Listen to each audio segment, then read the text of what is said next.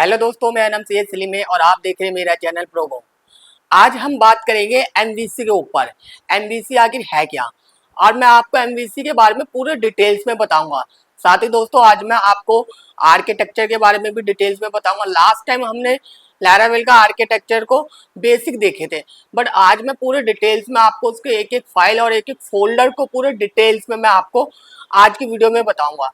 तो दोस्तों आते हैं सबसे पहले एमवीसी के ऊपर। दोस्तों एमवीसी क्या है? दोस्तों बहुत सारे लोगों के मन में ये क्वेश्चन रहता है एमवीसी को लेके कि एमवीसी है क्या, इसको कहाँ यूज करते हैं, कौन सी लैंग्वेज के साथ ये जुड़ा हुआ है या कौन से फ्रेमवर्क के साथ जुड़ा हुआ है। तो दोस्तों मैं सबसे पहले एक बात क्लियर करूंगा, एमवीसी कोई लैंग्वेज या कोई फ्रेमवर्क नहीं है। एमवीसी क्या है? ये आपके सॉफ्टवेयर के डिजाइन करने के लिए एक पैटर्न है। और वो पैटर्न क्या करता है कि आपके सॉफ्टवेयर को जो भी सॉफ्टवेयर डिजाइन करते हो, जो भी सॉफ्टवेयर बनाते हो, वो सॉफ्टवेयर को एक प्रोफेशनल लेवल पे ले जाता है, उसका आर्किटेक्चर प्रोफेशनल लेवल पे रखता है। मैं आपको एमवीसी के बारे में थोड़ा और डिटेल्स में बताता हूँ। दोस्तों एमवीसी को क्या है, 3 पार्ट में बांटा गया है। सबसे पहले इसमें आता है एम फॉर मॉडल, उसके बाद आता है वी फॉर व्यू, इसके बाद लास्ट में आता है हमारा सी फॉर कंट्रोलर। दोस्तों अगर हम मॉडल की बात करें तो मॉडल क्या करता है दोस्तों, मॉडल आपके जो बिजनेस लॉजिक होते हैं, जैसे कि अगर आप बैंक वगैरह की वेबसाइट बनाते हैं उसमें क्या होता है कि उसमें कैलकुलेटर वगैरह होता है, तो वो बिजनेस लॉजिक जो होते हैं वो मॉडल में जाके स्टोर होते हैं। और साथ ही दोस्तों मॉडल में जो मेन वर्क होता है वो होता है आपके डेटाबेस का। डेटाबेस से रिलेटेड जितने भी काम होते हैं, जैसे कि आपका डेटाबेस को ज्वाइन करना है, डेटाबेस में आपको कोई भी चीज अपने तरीके से डिस्प्ले करानी है, डेटाबेस से रिलेटेड जितनी भी चीजें होती है, जो भी कंडीशन होती है डेटाबेस की, मोस्टली कंडीशन वो मॉडल पे ही होती है। तो उस मॉडल के जरिए हमें ये पता चल जाता है कि अगर हम कोई भी मॉडल को कॉल कराते हैं कहीं पे भी, तो उस कॉल कराने से क्या होता है कि वो जो डेटाबेस है वो डेटाबेस आपके अकॉर्डिंग शो होता है, जैसा आप चाहते हैं। अगर आपने उसमें कोई टेबल ज्वाइन करे, जैसे सपोज करो आपके पास एक डेटाबेस है जिसमें कि आपकी 3-4 टेबल ज्वाइंट है, जिसमें आपका स्टेट भी ज्वाइंट है, आपका डिस्ट्रिक्ट भी ज्वाइंट है और आपका कंट्री भी ज्वाइंट है। तो ऐसे केस में क्या होता है, आप मॉडल पे जाके सारी चीजों को एक साथ ज्वाइन कर देते हो और उस मॉडल को जब आप जब भी कॉल कराते हो तो आपको एक ही मॉडल से सारे की सारी जितने भी आपको जो डाटा होते हैं तीनों टेबल के डाटा आप एक ही मॉडल से आप ले सकते हो। तो दोस्तों मॉडल का यहाँ पे बहुत बड़ा रोल होता है, वो मेनली आपके डेटाबेस के लिए होता है, डेटाबेस को वो हैंडल करता है मॉडल। इसके बाद दोस्तों हम आते हैं व्यू पे। दोस्तों व्यू का भी अपने आप में काफी अच्छा रोल है। व्यू क्या करता है दोस्तों, व्यू आपके सॉफ्टवेयर को डिस्प्ले कराता है, जो आपके सॉफ्टवेयर का जो डिजाइन होता है उस पूरे डिजाइन को डिस्प्ले कराता है, जिसमें आपके सॉफ्टवेयर का बटन कैसा होना चाहिए, कलर कैसा होना चाहिए, थीम्स कैसी होनी चाहिए, वो सारी चीजों को वो डिस्प्ले कराता है। और आपके सॉफ्टवेयर का एक, अगर मैं बोलूँ तो आप मोटा मोटा ये भी कह सकते हैं कि आपके सॉफ्टवेयर का यूआई यूएक्स को हैंडल करता है व्यू। जो भी यूआई यूएक्स को हैंडलिंग होती है, यूआई यूएक्स जो एचटीएमएल होती है इसकी, इसको हैंडल जो करता है वो व्यू करता है। तो व्यू फाइनली आपके पूरे सॉफ्टवेयर को डिस्प्ले कराता है। तो व्यू का ये रोल हो जाता है आपके एमवीसी में। इसके बाद दोस्तों लास्ट में हम आते हैं कंट्रोलर। दोस्तों कंट्रोलर का अपने आप में बहुत बड़ा रोल है, पूरा का पूरा गेम कंट्रोलर से ही चलता है। अगर आप लैरावेल पे कोई भी प्रोजेक्ट बनाओगे तो आप कंट्रोलर पे बहुत ही सारी चीजों को आप कंट्रोलर पे ही डिफाइन करते हैं। कंट्रोलर क्या करता है दोस्तों, कंट्रोलर जो भी आप लॉजिक लिखते हो, जो भी आप चाहे स्टेटमेंट लिख रहे हो या कोई फंक्शन कॉल करा रहे हो, जो या कोई भी चीज आप रिटर्न करा रहे हो, तो दोस्तों वो सारी चीजें कंट्रोलर में होती है। अब कंट्रोलर से ही ये जितने भी जैसे मॉडल हो गया, व्यू हो गया, ये सब कंट्रोलर से ही हैंडल होते हैं। तो कंट्रोलर सबसे मेन होता है हमारे एमवीसी में। कंट्रोलर से हम पूरे सॉफ्टवेयर का एक तरीके से हम पूरे सॉफ्टवेयर का लॉजिक, सॉफ्टवेयर का कंडीशन, स्टेटमेंट, फंक्शन, जितनी भी चीजें होती है हम कंट्रोलर में हैंडल करते हैं। और कंट्रोलर पे हम उसको हैंडल करके और उसको हम बाद में आगे भेजते हैं अपने मॉडल और व्यू में। और दोस्तों मैं इसके बारे में आपको पूरे डिटेल्स में बताऊंगा जब हम सिस्टम पे आएंगे।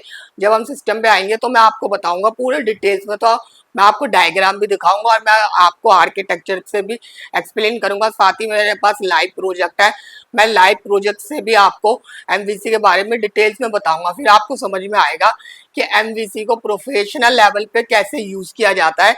और दूसरी बात दोस्तों, एक चीज मैं और कहना चाहूंगा दोस्तों, एमवीसी का मतलब ये नहीं कि आप एमवीसी को सिर्फ लैरावेल पे ही यूज कर सकते हो, आप किसी भी सॉफ्टवेयर में यूज कर सकते हो। जैसे कि मैंने आपको पहले कहा था कि एमवीसी क्या है, एमवीसी आपका सॉफ्टवेयर का पैटर्न डिजाइन करता है। तो अगर आप किसी भी लैंग्वेज में यूज करो या फ्रेमवर्क में यूज करो, जैसे अगर हम लैरावेल की बात करें तो लैरावेल का फ्रेमवर्क वो एक फ्रेमवर्क है, तो उसमें बाय डिफॉल्ट एक तरीके से वो उसका आर्किटेक्चर एमवीसी टाइप का ही देता है। अगर आप कोर पीएचपी पे काम करते हो तो कोर पीएचपी में भी आप वहाँ पे एमवीसी सेट कर सकते हो। अगर आप सेट करोगे तो आपका कोड काफी प्रोफेशनल हो जाएगा। नहीं करोगे तो आने वाले टाइम में कोई डेवलपर आएगा तो वो इसे देख के भिन्न भी हो सकता है, आपके कोड को देख के हो सकता है कि उससे काम भी ना हो पाए। इसके बाद दोस्तों आप अगर नोड में काम करते हो, नोड में भी आप एमवीसी को सेट कर सकते हो। मतलब कि एमवीसी ऐसा नहीं कि सिर्फ लैरावेल के लिए, आप किसी भी लैंग्वेज या फ्रेमवर्क में एमवीसी अगर यूज करते हो तो आपका जो सॉफ्टवेयर का जो आर्किटेक्चर है वो और भी ज्यादा प्रोफेशनल होता है। दोस्तों इससे पहले क्या होता था, जब एमवीसी नहीं था तो मैं भी इस फील्ड में बहुत सालों से हूँ, मेरे को भी करीबन 15 साल से ऊपर होगा इस फील्ड में। तो अगर मैं अभी से 10 साल पहले की बात करूँ तो दोस्तों 10 साल पहले मैं कोर पीएचपी में सारे प्रोग्राम करता था। तो होता क्या था दोस्तों, एक ही जगह सारा प्रोग्राम करने से जब वो प्रोजेक्ट काफी पुराना हो जाता था और उस पर रीवर्क करना पड़ता था, तो दोस्तों मुझे खुद समझने में बहुत परेशानी होती थी कि कौन सी चीज कहाँ कैसे चल रही है। क्योंकि दोस्तों उस टाइम में एमवीसी आया भी नहीं था और उस टाइम में इतनी नॉलेज भी नहीं थी। तो दोस्तों एमवीसी जैसे जैसे एमवीसी आया वैसे वैसे हमने अपने प्रोजेक्ट का आर्किटेक्चर को और स्ट्रॉन्ग करते गए। तो दोस्तों एमवीसी का अपने आप में बहुत बड़ा रोल है। आपका इंटरव्यू क्वेश्चन में भी आपको एमवीसी के बारे में पूछा जा सकता है। अगर एमवीसी के बारे में आपसे जब भी कुछ पूछा जाएगा तो आप हमेशा यही बात बोलेगा कि एमवीसी एक एक सॉफ्टवेयर डिजाइन करने का पैटर्न है, जिससे क्या होता है कि हमारे सॉफ्टवेयर का आर्किटेक्चर एक प्रोफेशनल लेवल पे आ जाता है और थर्ड पार्टी डेवलपर को समझने में काफी इजी होता है हमारा बनाया हुआ सॉफ्टवेयर। तो इस चीज को आप हमेशा ध्यान में रखिएगा। बाकी दोस्तों मैं आपको लाइव प्रोजेक्ट पे एमवीसी का आर्किटेक्चर दिखा देता हूँ तो आपको थोड़ा समझ में आएगा। साथ ही मैं आपको डायग्राम भी दिखा दूंगा एमवीसी का, तो आपका एमवीसी और भी ज्यादा क्लियर हो जाएगा। तो दोस्तों चलते हम सिस्टम पे। तो सबसे पहले एमवीसी के आर्किटेक्चर को समझते हैं। ये आप देख रहे होंगे, ये मैंने इसका डायग्राम आपको शो करा रहा हूँ आर्किटेक्चर का। मैं आपको इसको एक्सप्लेन कर देता हूँ। इसमें सबसे पहले आप देख रहे होंगे एक तो मॉडल व्यू कंट्रोलर, जो मैं आपको अब बताया था इसके बारे में, ठीक है। तो दोस्तों होता क्या है, सबसे पहले रिक्वेस्ट आती है हमारे कंट्रोलर के अंदर। कहाँ से आती है, सबसे पहले क्या होता है दोस्तों, जो यूजर है, अगर हम यूजर की बात करें, यूजर ब्राउजर पे एक रिक्वेस्ट जनरेट करता है और वो रिक्वेस्ट सीधा जाती है हमारे कंट्रोलर पे। और कंट्रोलर पे जाने के बाद वो कंट्रोलर क्या करता है, कंट्रोलर डायरेक्ट जाता है हमारे मॉडल पे। मॉडल पे जो भी लॉजिक लगे रहते हैं, जो भी डाटाबेस की चीजें होती है, जितनी भी चीजें मॉडल पे उसको दिखती है, वो सारी चीजों को वो वहां से रिटर्न लाता है वापस कंट्रोलर में। और उसके बाद ये अपने कंट्रोलर का जो भी अपना लॉजिक है, अपना जो भी कंट्रोलर का लॉजिक है, जो भी कंट्रोलर की चीजें है, वो सारा अपना लॉजिक वगैरह को डिफाइन करके वो उस सारी चीजों को भेजता है फाइनली व्यू में। अब व्यू क्या करता है, व्यू उन सबको डिस्प्ले कराता है अकॉर्डिंग टू सिचुएशन। जैसे उसको कंट्रोलर से चीजें मिली है वैसे वो व्यू उस चीज को डिस्प्ले कराता है और डिस्प्ले कराने के बाद वो रिस्पॉन्स सीधा मिलता है हमारे यूजर को। तो दोस्तों ये डायग्राम आप देख के समझ रहे होंगे कि एमवीसी का असली मतलब क्या होता है, किस तरीके से चलता है। ये मैंने आपको स्टेप बाय स्टेप सारा बता दिया है। इसके बाद मैं दोस्तों आपको अपना आर्किटेक्चर भी दिखाता हूँ।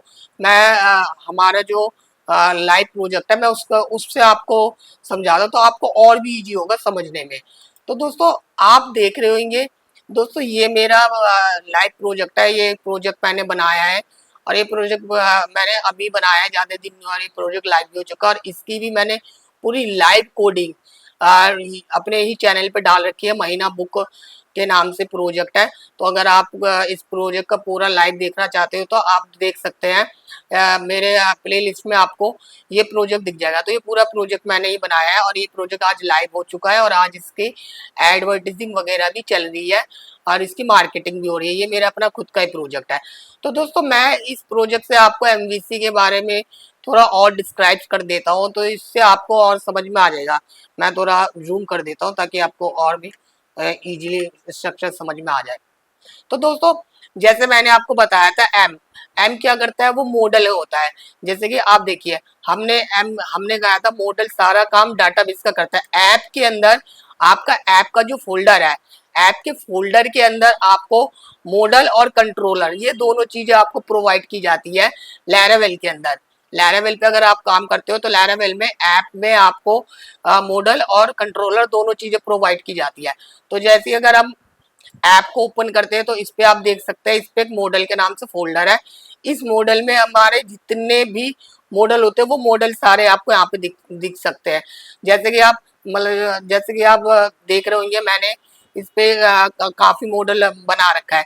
कस्टमर का मॉडल मैंने अलग बनाया है, फीडबैक का मॉडल मैंने अलग बनाया है, टीवी प्लान का मॉडल मैंने अलग बनाया है, रिमाइंडर का मॉडल मैंने अलग बनाया है, शॉप का मॉडल मैंने अलग बनाया है और टीवी यूजर का मॉडल मैंने अलग बनाया। तो दोस्तों ये जो मॉडल है, मैं अपने डाटाबेस से रिलेटेड जो भी काम है वो मैं सारे इसी मॉडल में किया हूँ। तो मैं आपको एक एग्जांपल कस्टमर का ओपन करके दिखाता हूँ। आप देख सकते हैं दोस्तों, ये मैंने कस्टमर का मॉडल ओपन किया है। तो आप देख सकते हैं मैंने क्या किया है डाटाबेस में। सबसे पहले मैंने प्रोटेक्ट एक फिलेबल बनाया है, यानी कि इसमें कितने कॉलम्स है वो सारे कॉलम्स को मैंने डिफाइन कर दिया अपने उस पे, अपने डाटाबेस में। यानी कि जो भी कॉलम्स यहाँ पे है, जो डिफाइन किया है वही कॉलम्स इस कंट्रोलर के जरिए आएंगे। अगर मैं फ्यूचर में सपोज करो कोई और कॉलम्स ऐड कर देता हूँ तो मेरे को मैं यहाँ पे डिफाइन करूंगा। यहाँ पे ये क्या करता है, ये प्रोटेक्ट कर रहा है मेरे टेबल को। आप देख सकते हैं मैंने कस्टमर का मॉडल खोल रखा है। तो कस्टमर के डाटाबेस से जितने भी रिलेटेड है वो सारी चीजें मैंने यहाँ पे डिफाइन करी। आप देख सकते हैं, जैसे मेरे को प्रोटेक्ट करना था तो मैंने प्रोटेक्ट किया है, यानी कि डेट ऑफ बर्थ में बंदा सिर्फ डेट ही डालेगा, है ना। अगर डाटाबेस में कहीं भी अगर कोई भी डेट ऑफ बर्थ में स्ट्रिंग डालता है तो वो स्ट्रिंग हम नहीं लेंगे, हम डेट ही लेंगे डेट ऑफ बर्थ में। तो दोस्तों ये सारी चीजें हम मॉडल में डिफाइन कर देते हैं। इसी तरीके से मैंने कहा भाई जेंडर के अंदर जो स्ट्रिंग रहेगा, जेंडर में स्ट्रिंग के अलावा कुछ और नहीं डालेगा, मतलब ABCD वगैरह नहीं डालेंगे। जेंडर के सॉरी 1 2 3 नहीं डालेगा। जेंडर के अंदर स्ट्रिंग ही रहेगी, क्योंकि जेंडर में मैं मेल फीमेल ये सारी स्ट्रिंग यूज करता हूँ। इस बार दोस्तों आप देख सकते हैं मैंने यहाँ पे और भी चीजें डिफाइन किया है कि जैसे फोन फोन के लिए इंक्रिप्टेड होना चाहिए, ईमेल के लिए इंक्रिप्टेड होना चाहिए। यानी इंक्रिप्टेड यानी कि मैंने इसमें बाइनरी यूज किया है दोस्तों। बाइनरी ऐसे क्या हो रहा है कि फोन और ईमेल एड्रेस जो है वो कस्टमर के डाटाबेस में एग्जैक्ट नहीं जा रहा है, वो इंक्रिप्ट वैल्यू में जा रहे हैं, जिससे अगर कल को वो डाटाबेस किसी थर्ड पर्सन के हाथ में हो गया तो कस्टमर का कोई भी डाटा लीक नहीं होगा। तो दोस्तों ये पूरा प्रोजेक्ट मैंने बनाया है, आप प्लेलिस्ट में देख भी सकते हैं। तो दोस्तों ये सारे लॉजिक, ये सारी बातें मैंने मॉडल में कह दी। मैं आपको पूरे डिटेल्स में बता रहा हूँ, आप इसको डिटेल्स में देखिएगा तो आपको समझ में आएगा कि एमवीसी क्या होता है। तो यहाँ पे मैंने प्रोडक्ट का भी कर दिया। इसके बाद आप देख सकते हैं दोस्तों मैंने एक बिलोंग टू यूज किया है। बिलोंग टू यूज किया है यूजर के लिए, यानी कि मेरे मेरे को क्या है कि मैं कभी भी इस मॉडल को यूज करूंगा और जैसे सपोज करो मेरे को यूजर का डाटा दिखाना होगा इस मॉडल के जरिए, यानी कि इस कस्टमर का जो यूजर है उसका डाटा अगर मेरे को दिखाना होगा तो मैं कैसे दिखाऊंगा। तो दोस्तों उसके लिए मैं बार बार दोबारा तो यूजर को वो नहीं करूंगा, दोबारा मैं यूजर को कॉल नहीं करूंगा। तो मैंने क्या किया है, मैंने बिलोंग्स टू कर दिया। बिलोंग्स टू क्या करता है कि इसके जो पेरेंट होते हैं वो पेरेंट को वो करता है, यानी कि इसके जो भी पेरेंट होते हैं, आपके जो आपकी टेबल की जो पेरेंट टेबल होती है उनके डाटा को शो कराता है बिलोंग टू। तो दोस्तों ये बिलोंग टू से मैंने एक यूजर के नाम से एक फंक्शन डिफाइन कर दिया और यहाँ पे मैंने रिटर्न करा दिया बिलोंग टू, और मैंने कह दिया भाई यूजर की टेबल को वो कर देगा। और यूजर आईडी से जो यूजर आईडी कस्टमर में आता है, एक यूजर आईडी देख सकते हैं ऊपर है ना यूजर आईडी, तो ये यूजर आईडी से ये बिलोंग टू वो को यूजर आईडी से ये मैच करके उस पर्टिकुलर उस यूजर को ले आएगा। इसी तरीके से मैंने शॉप पे भी कर रखा है कि अगर हमें इन कस्टमर की शॉप को भी, शॉप भी इसका पेरेंट है, अगर हमें इन कस्टमर की शॉप को शो कराना हो, शॉप का नाम वगैरह कुछ भी देना हो, तो हमें बार बार शॉप को वो करने की जरूरत नहीं पड़ेगी। तो मैंने दोस्तों आप देख सकते हैं मैंने मॉडल के अंदर ये सारी चीजें डेटाबेस से रिलेटेड जितनी भी चीजें होती है वो कर दिया। यानी कि मेरे को टेबल ज्वाइन करानी थी, मैंने यहाँ पे ये यूजर की टेबल भी ज्वाइन करा लिया, मैंने यहाँ पे शॉप की टेबल भी ज्वाइन करा ली है, दोनों चीज मैंने ज्वाइन करा लिया है। इसके बाद दोस्तों ये जो होता है बिलोंग टू होता है हमारे पेरेंट को ज्वाइन कराने के लिए, बिलोंग्स टू। कभी दोस्तों आपसे इंटरव्यू में पूछ भी सकते हैं कि बिलोंग्स टू और हैज मैनी किस लिए, मैं अभी आपको हैज मैनी के बारे में भी बता दूंगा। तो दोस्तों आप इसका सिंपल आंसर दे सकते हैं, बिलोंग्स टू जो होता है वो आपके जो टेबल है उसके पेरेंट डेटा दिखाने के लिए होता है, और हैज मैनी जो होता है जो आपका टेबल है उसके चाइल्ड डाटा दिखाने के लिए होता है।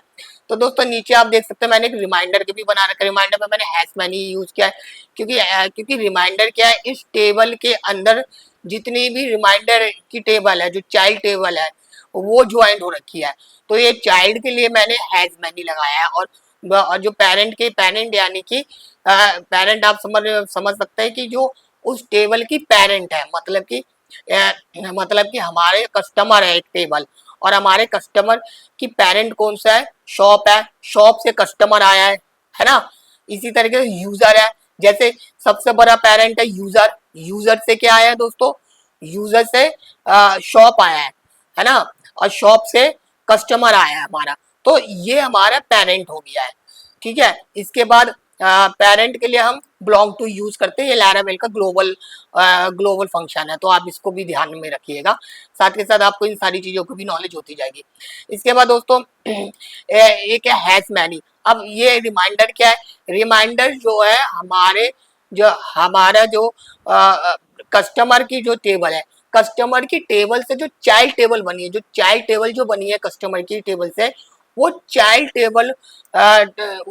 टेबल के डाटा को शो कराने के लिए हम हैज मैनी को यूज किया। तो रिमाइंडर जितने भी इस कस्टमर के जो भी रिमाइंडर होंगे, जितने भी ज्यादा तो रिमाइंडर होंगे, तो सारे रिमाइंडर आपको यहाँ से दिखे। तो दोस्तों मैं आपको पूरा डिटेल्स में, इतनी डिटेल्स में आपको मॉडल के बारे में बता दिया हूँ, तो आपको भी समझ में आ रहा होगा कि मॉडल क्या होता है। तो दोस्तों ये मॉडल है। पहले क्या होता था, पहले ये सारी चीजें एक ही जगह लिखी जाती थी, तो जिससे क्या होता था पूरा आर्किटेक्चर की खिचड़ी टाइप की बन जाती थी। जब कोई नया बंदा आता था इसमें को प्रोजेक्ट पे, तो दोस्तों उसको प्रॉब्लम हो जाती थी। इसी तरीके से दोस्तों अगर हम आप देख सकते हैं जितने भी मॉडल है मैंने सबके अलग अलग फाइल बनाया है, तो इससे क्या है कि जमगढ़ नहीं लगेगा, एक ही जगह सब कुछ नहीं है। यानी कि अगर किसी को फीडबैक से कुछ रिलेटेड काम करना है वो फीडबैक की मॉडल खोल सकता है, किसी को प्लान से रिलेटेड काम करना है प्लान के मॉडल खोल सकता है, जितने भी वो काम करना है वो आराम से वो आर्किटेक्चर को समझेगा। तो ये मॉडल है जो कि मैंने आपको पूरे डिटेल्स में बता दिया है। इतनी डिटेल्स में दोस्तों आपको एक फैकल्टी नहीं बता सकता, जो इंडस्ट्री में काम करता है वही बता सकता है। और दोस्तों मैं पिछले 15 साल से इस इंडस्ट्री में, और मुझे पता है कि कौन सी चीजें कहाँ से कैसे चलती है। तो मेरे को एक एक चीज प्रोफेशनलिटी के साथ मुझे पता है। आप कुछ भी चीज आप कमेंट में मेरे से पूछ सकते हो, अगर आपको कोई कंफ्यूजन है तो आप मेरे से पूछ सकते हो। मैं दोस्तों 15 ईयर से इस फील्ड में, और मैं बहुत सारी लैंग्वेज और बहुत सारे फ्रेमवर्क पे मैं काम कर रखा हूँ। तो दोस्तों ये तो मैंने आपको मॉडल के बारे में बता दिया। अब अब हम आते हैं व्यू। तो दोस्तों जो व्यू होता है हमारा, व्यू क्या करता है, मैंने आपको बताया था व्यू हमारा बेसिकली व्यू हमारा जो हमारे डिजाइन है, सॉफ्टवेयर का डिजाइन है उसको दिखाता है, यानी कि यूआई यूएक्स दिखाता है। तो मैं आपको व्यू भी दिखाता हूँ तो आपको अच्छे से समझ में आएगा। अभी मैं इसके बारे में भी आपको बता दूंगा, पहले आप इसको देखिए। व्यू में आप देख सकते हैं दोस्तों, मैंने अभी इसमें एक ही वो बना रखा है व्यू का, ये व्यू का हमारा एक ही बना रखा है। ये एक्चुअली क्या है दोस्तों, ये जो सॉफ्टवेयर है ना, ये एक्चुअली इसमें सिर्फ मैंने एपीआई बनाया है, तो इसमें व्यू का कोई मतलब ही नहीं था, तो इस वजह से इसमें व्यू आपको दिखने को मिल नहीं रहा है। तो मैं दूसरा प्रोजेक्ट ओपन कर लेता हूँ अपना, वहां पे आपको व्यू और अच्छे से समझ में आ जाएगा। मैं एक मिनट दोस्तों, हाँ दोस्तों, दोस्तों मैंने एक और दूसरा प्रोजेक्ट आपके लिए ओपन किया आपको समझाने के लिए। एक्चुअली इससे पहले जो मैंने प्रोजेक्ट ओपन किया था वो हमारा एपीआई वाला प्रोजेक्ट था। उस पे हमने सिर्फ एपीआई बनाए थे, उसमें हमने फ्रंट एंड पे काम नहीं किया था। बट ये जो प्रोजेक्ट है इसमें एपीआई भी बनी है और फ्रंट एंड पे भी काम हुआ है, तो इसमें आपको व्यू और अच्छे से डिटेल्स में समझ में आ जाएगा। तो दोस्तों आप देख सकते हैं मैंने यहाँ पे रिसोर्स में एक फोल्डर बनाया है इक्रोन टेक का। ये सब मैं आपको बाद में बताऊंगा। सबसे पहले आप इस पे आइए, ये है हमारा व्यू। व्यू आप देख सकते हैं दोस्तों, मैंने व्यू पे भी 3 फोल्डर बना रखे हैं अलग अलग। एक है कंपोनेंट्स, एक है ईमेल और एक है लेआउट। कंपोनेंट्स हो गया, जो हमारे कंपोनेंट्स होते हैं वो मैंने आप देख सकते हैं मैं आर्किटेक्चर भी बहुत अच्छी तरीके से रखता हूँ। कंपोनेंट्स उसके लिए हो गया जो हमारे जो भी कंपोनेंट्स होते हैं, जो भी हमारे सेक्शन होते हैं, तो मैंने उसको कंपोनेंट्स के नाम दे दिया। ईमेल जो हमारे ईमेल के टेम्पलेट होते हैं, लोगों को मेल जाती है, वो उसके लिए हो गया। लेआउट हमारा मेन लेआउट हो गया, तो मैं आपको लेआउट से दिखाता हूँ। तो दोस्तों ये एक्चुअली क्या है, ये एडू प्रोडक्ट है, अपने आप में काफी बड़ा प्रोजेक्ट है। तो मैं आपको इसमें व्यू के बारे में दिखा देता हूँ मोटा मोटा। आप इस पे आप देख सकते हैं व्यू में क्या होता है दोस्तों। व्यू में अगर हम बात करें तो ये सिर्फ और सिर्फ आपके आपके जो भी कंट्रोलर से चीजें आती है वो सारी चीज को व्यू कराता है। जैसे कि मैं अगर हम एक स्टूडेंट का हमारा डैशबोर्ड है, इस डैशबोर्ड में आप देख सकते हैं मैंने सबके अलग अलग एक वो बना रखे फाइल। तो अगर हम अकोमोडेशन की बात करें तो आप देख सकते हैं दोस्तों, यहाँ पे आपको सिर्फ यूआई ही देखने को मिलेगा। यहाँ पे आपको कोई लॉजिक नहीं देखने को मिलेगा। आप देख सकते हैं यहाँ पे आपको कोई लॉजिक वगैरह कुछ नहीं देखने को मिलेगा, यहाँ पे सिर्फ आपको यूआई देखने को मिलेगा।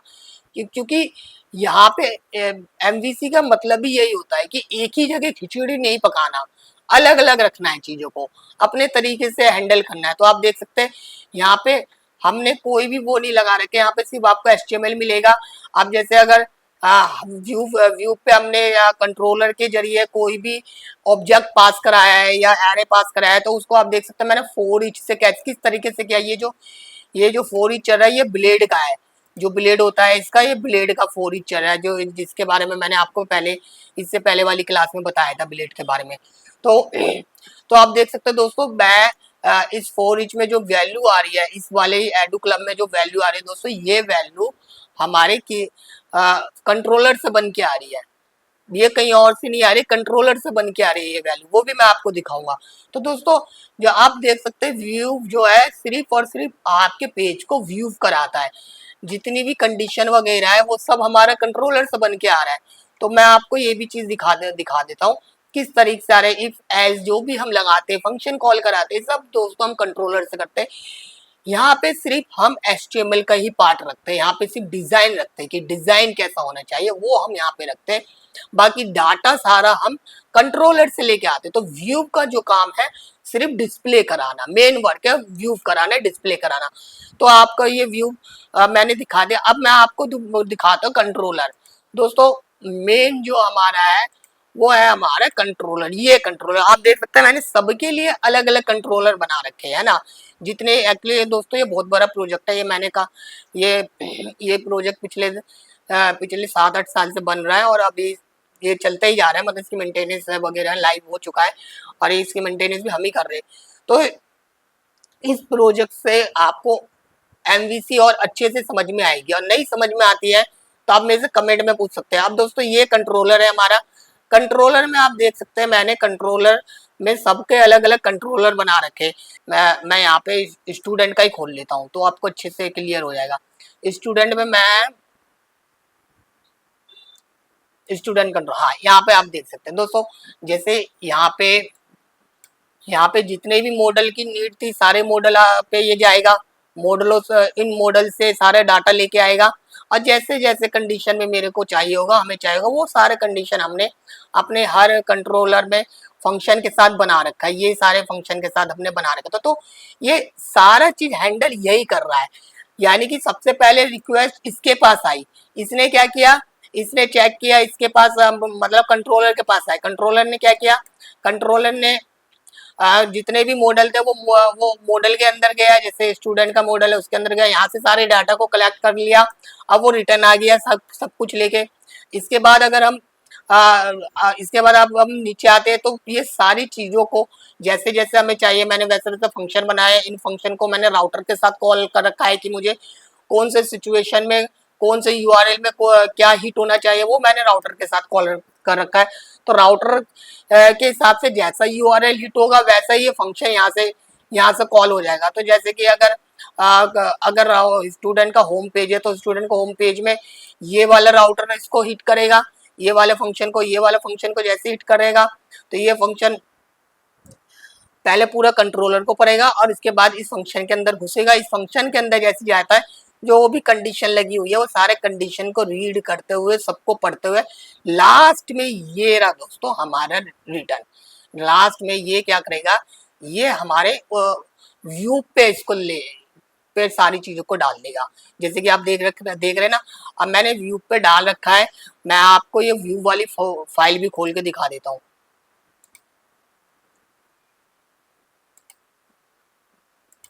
व्यू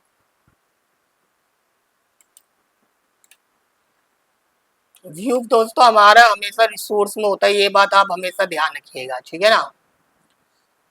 डैशबोर्ड, स्टूडेंट डैशबोर्ड और इसके अंदर होम, होम के नाम से स्टूडेंट डैशबोर्ड, स्टूडेंट और होम, ये रहा दोस्तों होम, ठीक है। अब आपको और अच्छे से समझ में आएगा। अब देखिए पहले रिक्वेस्ट गई, इस पे किससे गई रिक्वेस्ट, मैं आपको वो भी खोल के दिखा देता हूँ। आपको सारी चीजें मैं क्लियर कर दूंगा दोस्तों। मेरे को एक एक चीज की नॉलेज है, पूरा प्रोजेक्ट मैंने बनाया, मुझे पता है कौन सी चीज कैसे चल रही है। पहले आपकी रिक्वेस्ट गई इससे स्टूडेंट दोस्तों। अगर आप देखते होंगे तो वेब दिखता होगा आपको ज्यादातर। आप प्रोजेक्ट जैसे मैंने अभी लास्ट टाइम प्रोजेक्ट दिखाया था उसमें वेब था, तो मैंने वेब को हटा के मैंने अपना ही नाम रखा है क्योंकि ये थोड़ा प्रोफेशनल हो जाता है, ताकि मेरे को पता रहे कि जो जो मेरा जो राउटर चल रहा है उस राउटर में जो भी रिक्वेस्ट पास हो रही है वो किसके लिए पास हो रही है। जैसे स्टूडेंट की कोई भी रिक्वेस्ट पास करानी है तो मैं ये अलग से बनाया हूँ, ठीक है। ये सारी चीजें मैं आपको क्लियर कर दूंगा।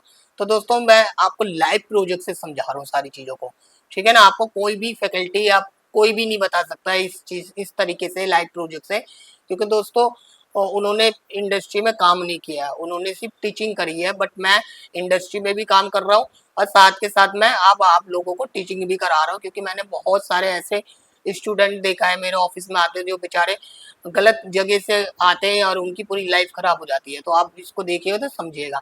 तो दोस्तों क्या होता है, यूजर रिक्वेस्ट यहाँ से भेज रहा है, जो भी है ये यूआरएल वगैरह जो भी उसका यूआरएल बनता है यहाँ पे, यहाँ से यूजर ने रिक्वेस्ट भेज दिया ये डैशबोर्ड का, ठीक है दोस्तों। यहाँ से यूजर रिक्वेस्ट भेज रहा है, जो भी रिक्वेस्ट भेज रहा है यूजर ने यहाँ से भेज दिया, ठीक है ना। स्टूडेंट की रिक्वेस्ट भेज दिया, रिक्वेस्ट भेजने के बाद ये रिक्वेस्ट जाती कहाँ है, ये कंट्रोलर के अंदर। कंट्रोलर के अंदर रिक्वेस्ट गई। जैसे अगर हम इक्रोन स्टूडेंट होम पेज, मैं यहाँ पे खोल ही लेता हूँ, इक्रोन स्टूडेंट होम पेज, इक्रोन student home page, home page, home page, एक मिनट दोस्तों।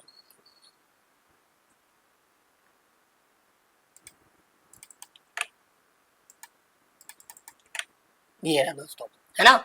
आप देख रहे हैं उसका होम पेज में ये रिक्वेस्ट गई है, यहाँ पे कोई वो नहीं रहेगा, स्लैश करके कुछ भी नहीं रहेगा, कोई यूआरएल नहीं है।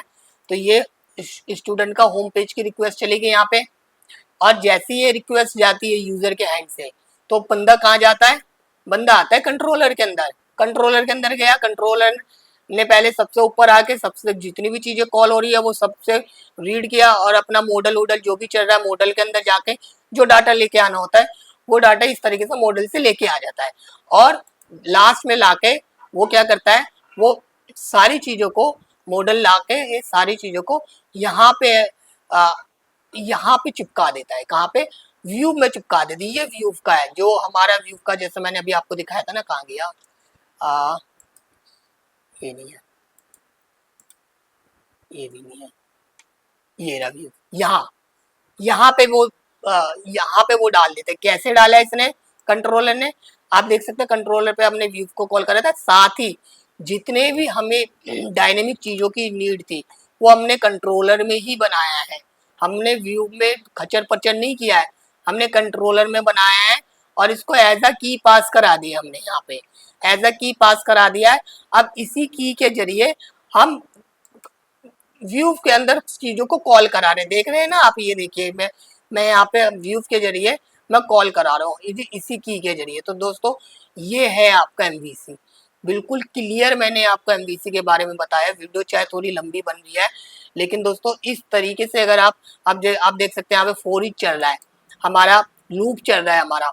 अब इस लूप के लिए मैंने ये की यहाँ पे पास करा रखा है। आप देख सकते हैं यहाँ पे एडो के नाम से की होगा, ये रेडू क्लब के नाम से ये ना की, और यही की को मैं यहाँ पे लूप चला रहा हूँ, है ना। तो दोस्तों ये चीजें ऐसे होनी है, इस तरीके से चीजें चलती। ये आपका एमवीसी है। एमवीसी का मतलब जो मैंने अभी आपको डायग्राम में बताया था, साथ ही मैंने आपको प्रोजेक्ट से पूरा क्लियर कर दिया है, लाइव प्रोजेक्ट है। तो आपको एमवीसी समझ में आ गया होगा दोस्तों। अगर आपको नहीं समझ में आया एमवीसी तो आप मेरे से क्लियरली पूछ सकते हैं। एमवीसी के ऊपर दोस्तों बहुत सारे इंटरव्यू क्वेश्चन भी कर सकते हैं कि एमवीसी क्या है, एमवीसी क्यों आया, एमवीसी से क्या बेनिफिट है। तो आप सीधा सीधा कह सकते हैं एमवीसी एक पैटर्न है सॉफ्टवेयर डिजाइन करने का, जिससे क्या होता है सॉफ्टवेयर का जो आर्किटेक्चर है वो प्रोफेशनल लेवल पे आ जाता है। आप इस टाइप की चीजें इंटरव्यू में कह सकते हैं। अब दोस्तों मैं आपको आर्किटेक्चर भी दिखा देता हूँ। मैंने आपसे शुरू में बताया था कि मैं आर्किटेक्चर के बारे में भी आपको बताऊंगा।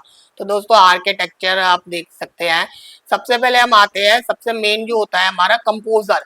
कंपोजर में आप देखिएगा दोस्तों, कंपोजर क्या करता है, ये एक तरीके से आपकी डिपेंडेंसी बताता है। आपके जो पैकेज है, जो आपका जो फ्रेमवर्क है, लैरावेल का फ्रेमवर्क है, इसमें कितनी डिपेंडेंसी चल रही है, यानी कि कितने पैकेज चल रहे हैं, कैसे चल रहे हैं, वो सारी चीजें बताता है। एक्चुअली दोस्तों ये वाला जो प्रोजेक्ट है ये लैरावेल 9 है, ठीक है। तो ये बहुत पहले बना था, इसलिए इसमें ये 8.0 दिखा रहा है। मैं अभी जो प्रोजेक्ट बनाया, जो 12 में बनाया है मैंने, मैं वो दिखा देता हूँ आपको। ये 12 में बनाया, इसमें थोड़ा आपको और अच्छे से समझ में आ जाएगा। तो दोस्तों इसमें क्या है, जैसे कि ये हमारा यहाँ पे आप देखते हैं हमारा वर्जन भी 8.2 हो गया, 12 है। अगर 13 होता तो 13 में 8.3। तो ये पीएचपी का वो सारी चीज़ है। इसमें दोस्तों बहुत सारी चीज़ें नहीं है, तो मैं आपको वही प्रोजेक्ट दिखा देता हूँ। तो आप देख सकते हैं इसमें 8.0 का इसमें वर्जन है पीएचपी का।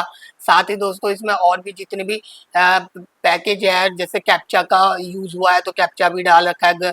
ये गजल होता है उसके लिए, इमेज वगैरह को कन्वर्ट करने के लिए होता है, वो भी डाल रखा है। साथ में संटम के एपीआई भी डाल रखा है, जो एपीआई वगैरह के लिए होता है संटम को डाल रखा है। तो दोस्तों रेजर पे, इसमें पेमेंट गेटवे चल रहा है, तो पेमेंट गेटवे की वजह से रेजर पे का भी पैकेज डाल रखा है। तो दोस्तों ये सारे जो रिक्वायर्ड है, ये सारे डिपेंडेंसी, ये सारे पैकेज है। ये सारे पैकेज जब हम प्रोजेक्ट बनाते हैं तो ये सारे पैकेज की जहाँ जहाँ में नीड होती है, जैसे कि मैं रेजर पे मैंने लगाया तो रेजर पे की पैकेज की नीड हुई तो मैंने उसको इंस्टॉल किया, तो यहाँ पे आपको ये सारे पैकेज की डिटेल्स बता देता है।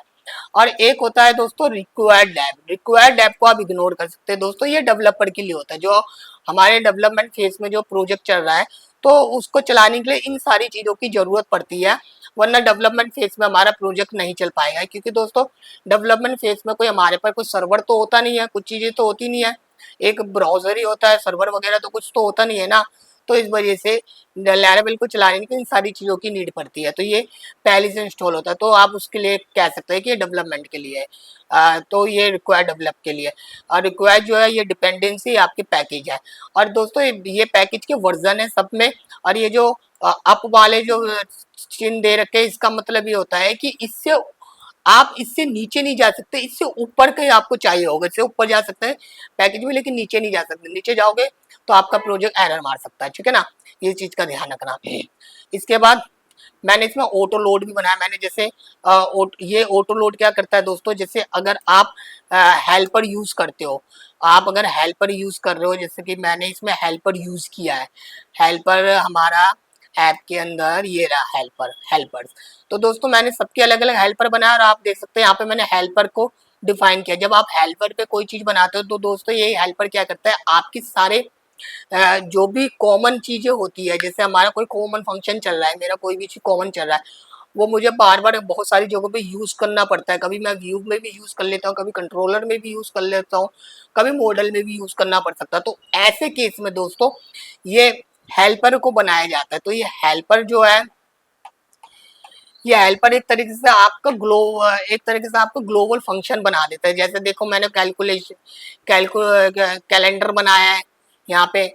तो अब ये कैलेंडर मेरे को जहाँ पे भी नीड होती है तो मैं हेल्पर के जरिए कर लेता, लेकिन हेल्पर पे यहाँ पे बनाने से नहीं होता, इसको डिफाइन करना पड़ता है ऑटो लोड में। ऑटो लोड का मतलब यही होता है कि ये आपकी चीजों को आपकी चीजों को डेटाबेस सॉरी लैरावेल के आर्किटेक्चर में डिफाइन कर देते हैं आपके इन डायरेक्टरी को। तो ये आपका ऑटो लोड में ये सारे काम जो होते हैं ये सारे काम करते हैं। बाकी नीचे दोस्तों आप इन सारी चीजों को इग्नोर कर सकते हैं। तो मैंने आपको इसका मेन चीज बता दिया है कंपोजर का, ठीक है दोस्तों। कंपोजर के बाद अब हम आते हैं, कंपोजर के बाद अगर हम आते हैं पैकेज। दोस्तों पैकेज क्या है, ये दोस्तों ये क्या करता है, ये हमारा मैंने इसमें लैरावेल का वीट यूज किया है जो कि एनपीएम टाइप का चलता है। यानी कि अगर मैं इसको जैसे मेरे को इसका फ्रंट एंड को जब मैं बिल्ड करता हूँ तो मेरा सारा एनपीएम के हिसाब से चलता है, एनपीएम टाइप का चलता है। तो वो क्या करता है, वो आपके जो सीएसएस वगैरह है जो भी है उसको कंप्रेस कर देता है। तो इस पैकेज में जो भी आपका फ्रंट एंड से रिलेटेड चीजें होती है, एनपीएम टाइप की चीजें होती है, वो यहाँ पे चलता है, ठीक है ना। ये लैरावेल का पैकेज ही नहीं है, ये अलग आपका समझ सकते हैं जावा स्क्रिप्ट के पैकेज जो होते हैं वो है। और जो कंपोजर है, कंपोजर आपके लैरावेल के पैकेज के लिए होता है। तो इस चीज का भी आप अच्छे से ध्यान रखना दोस्तों। मैं पूरा डिटेल्स में बता रहा हूँ आपको, इतनी डिटेल्स में आपको कोई नहीं बता सकता। मैंने अभी आपको एमवीसी भी डिटेल्स में बताया और ये भी आपको पूरे डिटेल्स में बता रहा हूँ, ठीक है दोस्तों। तो ये मैंने आपको क्लियर कर दिया है। पैकेज जो है ये आपका बेसिकली आपके लिए जावा स्क्रिप्ट वगैरह के लिए ही होता है, फ्रंट एंड के लिए होता है। तो ये पैकेज आप रिएक्ट में भी देखते होंगे, रिएक्ट में भी आपको मिलेगा ये पैकेज। तो ये वही चीज होगी हमारी, ठीक है ना दोस्तों। तो दो मेन चीजें मैंने बता दी है, पैकेज और ये। अब दोस्तों आते हैं ईएनवी। दोस्तों ईएनवी के बारे में लोगों को पता ही नहीं रहता, ईएनवी है क्या। लोग सोचते हैं ईएनवी बस ऐसी है, बस ईएनवी बना दो। दोस्तों ईएनवी बेसिकली अगर ईएनवी की बात करें ना, तो ईएनवी क्या करता है, ये आपके डेटा को स्टोर करता है। यानी कि डेटा बोले तो डेटा टैग्स, डेटा वो वाला डेटा नहीं कि आपका कोड, डेटा टैग्स जो आपके जो सिक्योरिटी टैग्स होते हैं ना उसको स्टोर करता है। जैसे कि आपका जैसे कि जैसे कि आपका जैसे पासवर्ड आपको स्टोर करना है तो आपका पासवर्ड ये स्टोर कर लेता है यहाँ पे। आपको डाटा आपका जैसे कि कोई एपीआई की है उसको स्टोर करना है, वो आप यहाँ पे स्टोर करा सकते हैं। मेल की कोई टैक्स है उसको स्टोर, मतलब ये टैक्स को स्टोर करता है। और ईएनवी का सबसे प्लस पॉइंट ये होता है दोस्तों, ईएनवी को आप व्यू नहीं कर सकते, ईएनवी को डायरेक्ट कोई व्यू नहीं करा सकता। तो इस तरीके से ये प्रोटेक्ट करते हैं आपके टैक्स को। तो आप ईएनवी को यूज करेंगे सिर्फ टैक्स के लिए, जैसे कि मैंने कर रखा। अब मैं स्टेप बाय स्टेप आता हूँ। सबसे पहले तो ये प्रोजेक्ट का नाम है, ठीक है। ये यहाँ पे मैंने प्रोजेक्ट का यूआरएल दे दिया, जो मेरा प्रोजेक्ट का यूआरएल था।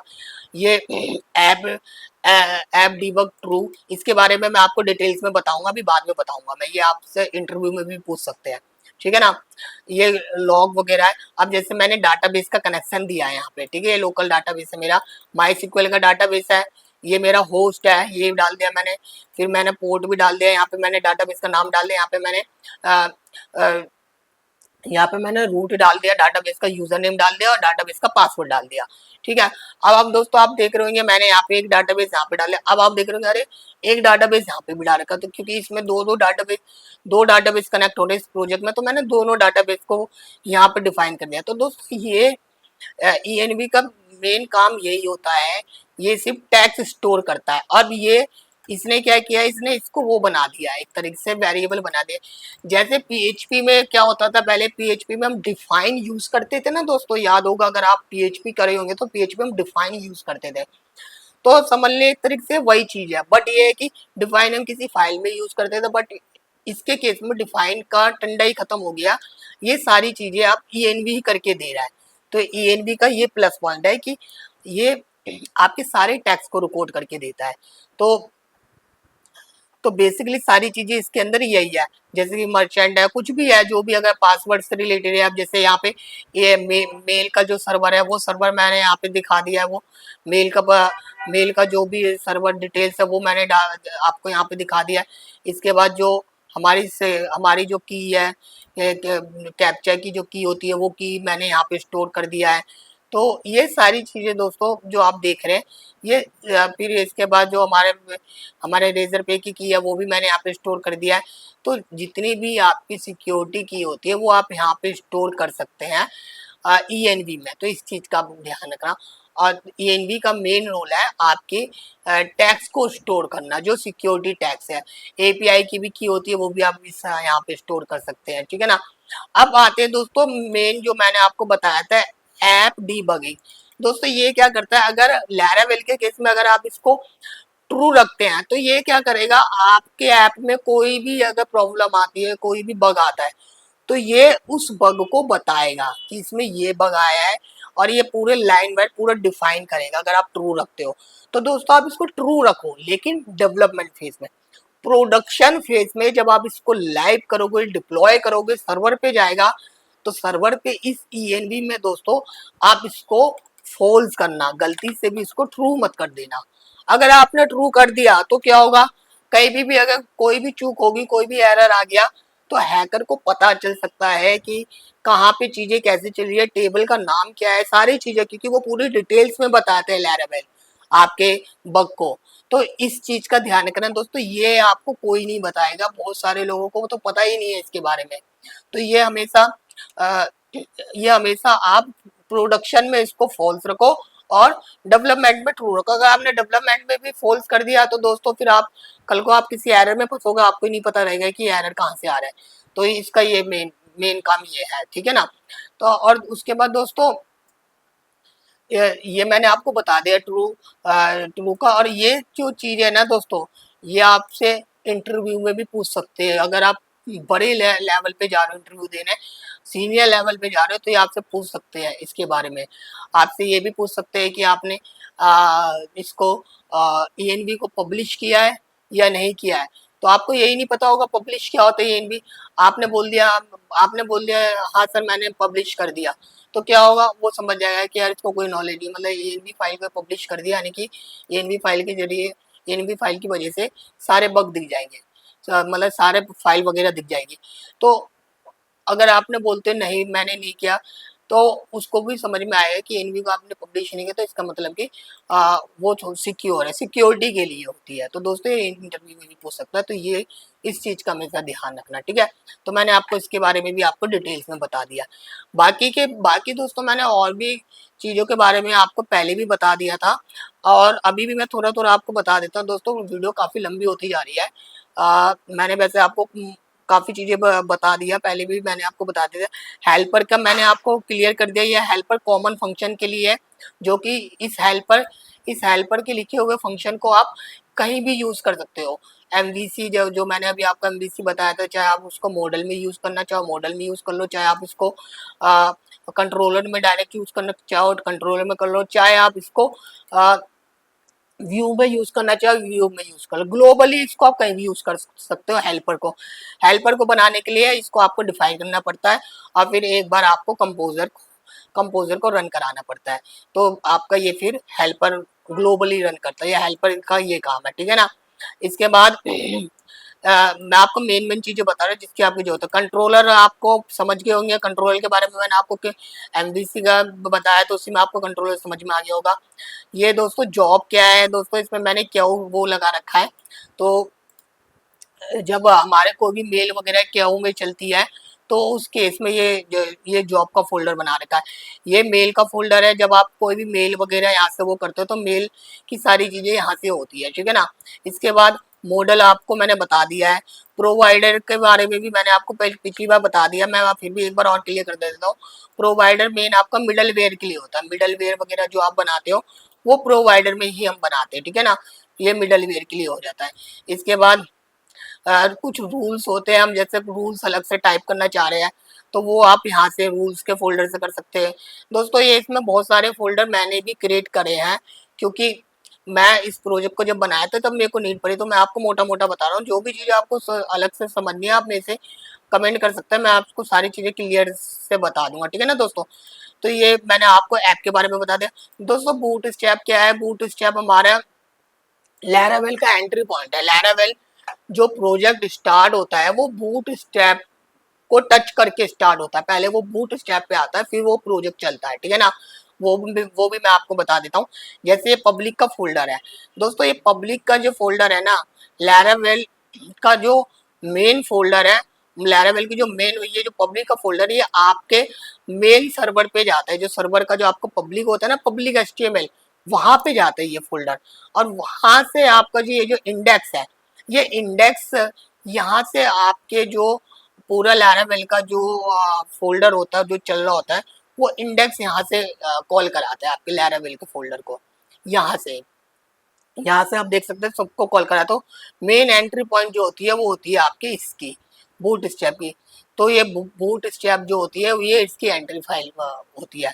यहाँ से वो लैरावेल के प्रोजेक्ट पे एंटर करता है। तो मैं यहाँ पे क्या होता है, यहाँ पे इंडेक्स में सबके डायरेक्टरी को डिफाइन किया जाता है। जो भी अगर आपने अपने सर्वर पे अलग जगह रखा है चीजों को, तो आप यहाँ पे आप अपने सर्वर पे जहाँ पे भी रखोगे वहां पे आप उसको नाम दोगे। अभी तो लोकल पर है तो लोकल पे तो ऐसे ही चल रहा है, बट सर्वर पे क्या है कि पब्लिक का फोल्डर अलग रहेगा, पूरा लैरावेल का फोल्डर अलग रहेगा। तो उस केस में फिर आपको यहाँ पे नाम अलग देना होगा। तो पब्लिक में सारी चीज होती है। आपका HTML CSS भी पब्लिक में आप लिख सकते हैं अगर आप वीट यूज नहीं कर रहे तो, ठीक है ना दोस्तों। रिसोर्स मैंने आपको व्यू बता दी। ये जो दोस्तों इक्रोन टैग है ये हमारे CSS वगैरह के लिए, मैं इसमें वीट यूज कर रहा हूँ तो CSS वगैरह मैं इसी में कर रहा हूँ। तो ये रिसोर्स में मेन आपका वो है व्यू। अगर आपको CSS वगैरह यूज करना है तो आप वीट यूज कर रहे हो तो आप रिसोर्स के अंदर ही CSS को यूज कर सकते हो। अगर वीट यूज नहीं कर रहे तो आप इस पब्लिक में कर सकते हो, ठीक है ना। इसके बाद राउट्स का आपको मैंने बता दी। ये राउट से जितने भी कनेक्ट जो भी यूआरएल को हमें डिफाइन करना होता है वो हम राउट से करते हैं। राउट से हम सारे यूआरएल को डिफाइन कर देते हैं। तो ये राउट्स का फोल्डर है। और स्टोरेज में दोस्तों मैंने आपको पहले भी बताया, स्टोरेज क्या करता है, ये आपके जो स्टोरेज आपका जो भी डायनेमिक फाइल होती है, चाहे इमेजेस हो गए, चाहे PDF होगी, चाहे एक्सेल की फाइल होगी, वो सारी फाइलों को यहाँ पे स्टोर करता है। कहाँ पे स्टोर करता है? ऐप के अंदर, पब्लिक के अंदर। और पब्लिक के अंदर जैसे मैंने एक इक्रोन टेक के नाम से बनाया ना, आप देख सकते हैं मैंने सारी फाइलें, ये जितनी भी चीजें मैं दोस्तों मैं पूरा प्रोफेशनल तरीके से रखता हूँ। आप देख सकते हैं ये सारी चीजें मैंने उसके हिसाब से रखा हुआ है। अपने स्टोरेज जो भी मैंने रखा हुआ है, मैंने एक प्रोफेशनल आर्किटेक्चर के हिसाब से रखा हुआ है। जो भी है ये पूरा डायनेमिक होता है। तो आपके डायनेमिक जितनी भी फाइल है वो स्टोरेज पे आती है, इस पे आती है, सॉरी, हाँ स्टोरेज पे आती है, स्टोरेज के ऐप के अंदर। ऐप में पब्लिक अगर आपको पब्लिक में रखना है तो पब्लिक के अंदर होते हैं, ठीक है ना दोस्तों। इसके बाद फ्रेमवर्क है। जैसे अगर आपको कुछ फ्रेमवर्क का कुछ चीज होती है तो फ्रेमवर्क से रिलेटेड भी होती है, वो यहाँ पे देख सकते हैं। और लॉग्स में आप अगर आप, मैंने पहले भी बताया, लॉग्स में जो भी आपका कहीं पे एरर आ रहे हैं तो एरर आप लॉग्स पे चेक कर सकते हैं, ठीक है ना। ये सब आपको सर्वर पे बहुत काम आता है, लॉग्स वगैरह। दोस्तों ये टेस्ट है, इस टेस्ट को आप इग्नोर कर सकते हैं, ये हम अपने लिए रखते हैं। हमें कुछ चीज टेस्ट करनी होती है हम यहाँ पे करते हैं, या फिर जो हमारे जैसे ये हमारा को पायलट है, को पायलट भी कोई भी चीज बनाते हैं तो वो यहाँ पे टेस्ट करता है। तो ये टेस्ट के लिए, तो इसको आप इग्नोर कर सकते हैं। वेंडर जो है दोस्तों, ये वेंडर वही है जो पैकेजेस हमने इंस्टॉल करे थे। कहाँ से? हमने यहाँ से जो पैकेज इंस्टॉल करे थे कंपोजर से। तो ये सारे पैकेज जो भी इंस्टॉल होते हैं तो इंस्टॉल होने के बाद ये वेंडर के अंदर जाते हैं। तो वेंडर में सारे फोल्डर बन जाते हैं। तो ये फोल्डर सारे आप देख सकते हैं, ये सारे पैकेज, जैसे रेजर पे हमने कर रखा है इसमें, तो आपको कहीं पे रेजर पे भी दिखेगा। देखो ये रेजर पे दिख रहा है ना, हमने रेजर पे का पैकेज इंस्टॉल किया। तो वेंडर का काम दोस्तों यही है, तो वेंडर क्या करता है, आपके पैकेज को वो करता है। बाकी दोस्तों मैंने आपको सारी चीज बता दें, वीट का भी मैंने आपको क्लियर कर दिया था, इसमें मैंने वीट यूज किया, तो आप देख सकते हैं रिसोर्स में मैंने कहा था ना, रिसोर्स में क्रोनटेक का फोल्डर बनाया, क्रोनटेक के अंदर ये फोल्डर ऐसे ऐसे मैंने सीएसएस को और जेएस को वो किया है।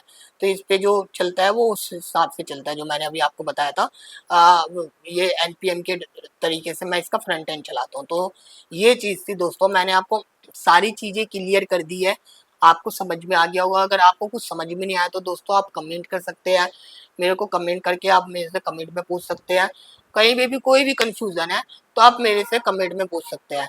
दोस्तों अगर आपको वीडियो पसंद आए तो इसे लाइक करें, चैनल को सब्सक्राइब करें। मिलते हैं दोस्तों नेक्स्ट वीडियो के साथ, जब तक के लिए बाय बाय, टेक केयर।